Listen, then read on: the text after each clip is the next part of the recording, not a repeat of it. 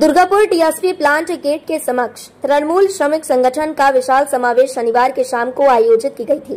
इस दौरान उपस्थित राज्य श्रमिक संगठन के अध्यक्ष ऋतुव्रत बनर्जी, राज्य के 2 मंत्री प्रदीप मजूमदार, मलाई घटक पश्चिम बर्दवान जिला तृणमूल श्रमिक संगठन के अध्यक्ष अभिजीत घटक, SBSTC के अध्यक्ष सुभाष मंडल, श्रमिक नेता प्रभात चटर्जी, दुर्गापुर नगर निगम बोर्ड की सदस्य राखी तिवारी आदि श्रमिक संगठन के कार्यकर्ता, महिला और पुरुष मौजूद थे।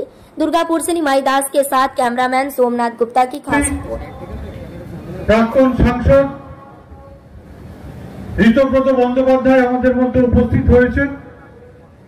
আমরা এই সভাকে এগিয়ে নিয়ে যাব।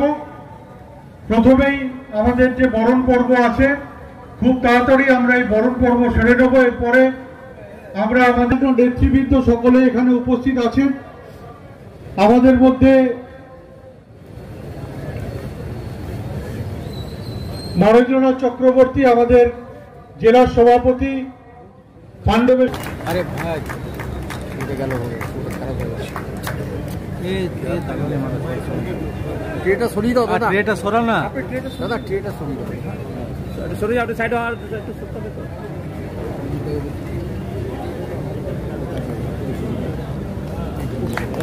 মুশকিল হয়ে গেছে।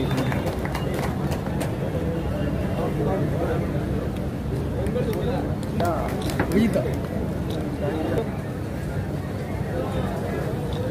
সামনেটা ফ্রন্টটা ওইটা হলো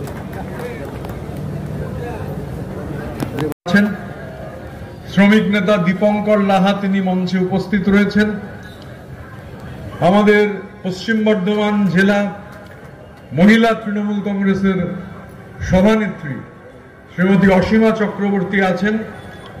তৃণমূল ছাত্র পরিষদের জেলার সভাপতি ভাই অভিনব মুখার্জি রয়েছেন। INTTUC-র অন্যান্য নেতৃত্বরা রয়েছেন এবং যারা সবাই বর্ষিয়ান ট্রেড ইউনিয়ন নেতা, আমাদের সবার অভিভাবক শ্রী মলয় ঘটক উপস্থিত হয়েছেন।